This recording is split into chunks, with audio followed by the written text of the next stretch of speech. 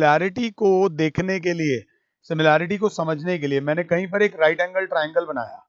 आप किसी भी राइट एंगल ट्राइंगल को किस नजर से देखते हो? राइट एंगल ट्राइंगल वो होता है जिसमें एक एंगल 90 डिग्री का होता है। जय माता दी।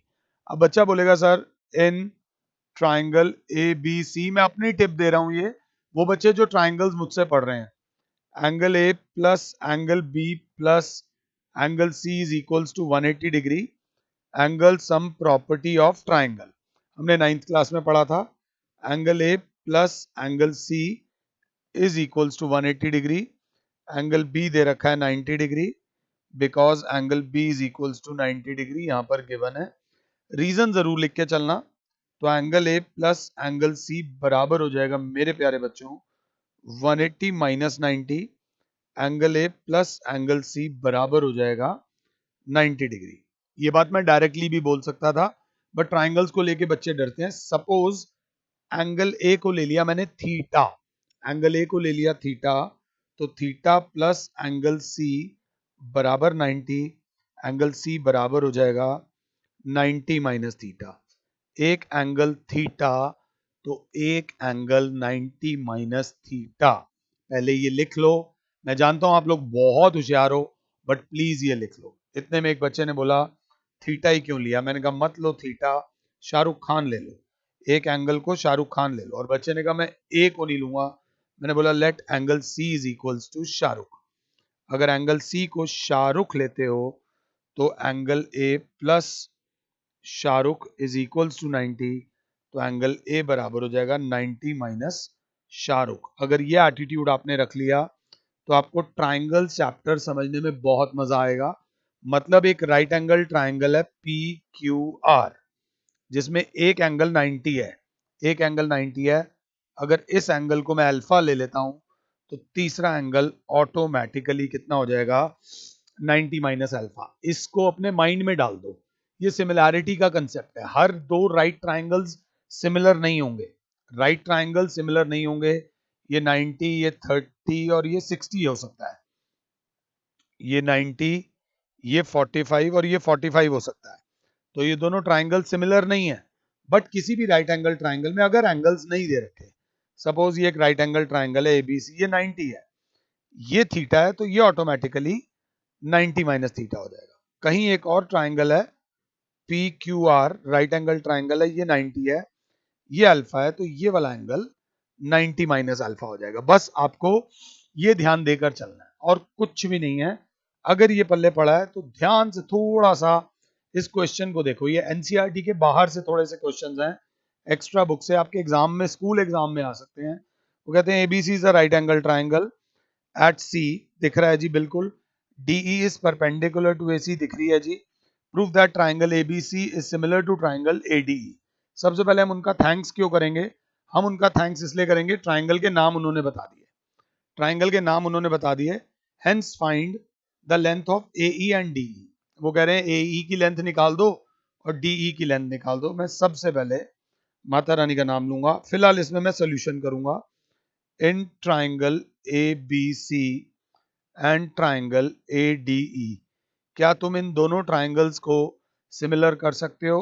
ए बी सी, और दूसरे वाले में वो बोल रहा है ए, और दूसरा क्या है? D E. तो बच्चा बोलेगा सबसे पहले sir angle A is equals to angle A, दोनों ट्राइंगल्स के अंदर एंगल ए है, कॉमन एंगल। जय माता दी। ए बी सी में sir angle C, angle C is equals to A D E में sir angle E, each 90 degree. दोनों के अंदर एक 90 डिग्री का एंगल है। Therefore by A similarity triangle A B C is similar to triangle A D E. दोनों triangle similar हो गए। अब क्या सर? उन्होंने बोला है ए और डी की लेंथ निकालो। ए जो है वो छोटे ट्राइंगल में है और डी भी जो है वो छोटे ट्राइंगल में है। तो एक साथ दोनों लेंथ नहीं निकलेंगी क्योंकि दोनों ट्राइंगल सिमिलर हैं। सो दिस इंप्लाइज सर इसकी ए बी। अगर आप इसकी ए बी पकड़ते हो तो ए बी नहीं दे रखा, इसकी ए बी ना पकड़ के इसकी बी सी पकड़ो। इसकी बी सी अपॉन, अब क्योंकि इसकी बीसी पकड़ी है तो बीसी अपॉन डीई, इसकी DE BC upon DE is equals to इसकी क्या दे रखी है, एसी, बड़े वाले की एसी दे रखी है, एसी अपॉन ए ई, एसी अपॉन ए ई। पैटर्न समझ लेना, बीसी में भी हमने लास्ट के दो तो इसकी डीई आ जाएगी, इसलिए नेमिंग करना जरूरी है। यहां लिखोगे ratio of corresponding sides of two similar triangles is always equal। अगर साथ हो तो, अब बीसी कितनी दे रखी है 12 अपॉन डीई नहीं दे रखी, एसी पूरी देखो तो 3 और 2 5 अपॉन एई देखो, एई क्या लिया हमने, एई, एई मैंने गलत रेशो ले लिया है, मुझे यहाँ पर रेशो का ध्यान देना चाहिए था,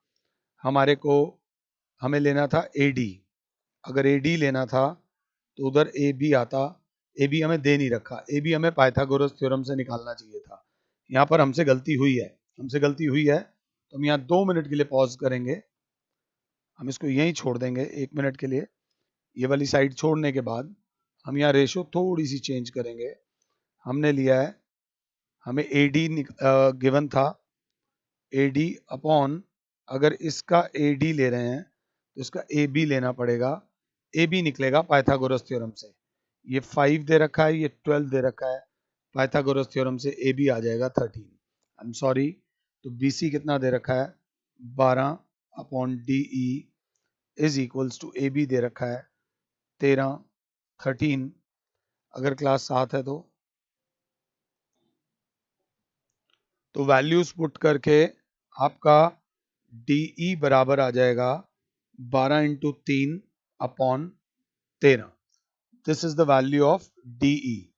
और जैसे डीई निकाल दिया वैसे ही एई भी निकाल सकते हो, ऑल्सो सेम तरीके से, क्योंकि आपको एई निकालना है तो एई अगर मैंने पहले छोटे ट्राइंगल की साइड लिख दी एई, एई यहां से आई तो अपॉन क्या लिखूंगा, एसी बराबर कोई सी भी दो साइड्स ऐसी ले लेना जो गिवन है, छोटे वाले की एडी अपॉन बड़े वाले की ए बी, और क्योंकि सेम रीजन लग रहा है तो हम यहाँ पे डू लिख देंगे, ratio of corresponding sides of two similar triangles are equal. ये वाला क्वेश्चन ना कहीं कंपटीशन में दिखेगा, कहीं ना कहीं जरूर नजर आएगा, मुश्किल नहीं है, बस थोड़ी सी फिगर्स ऐसी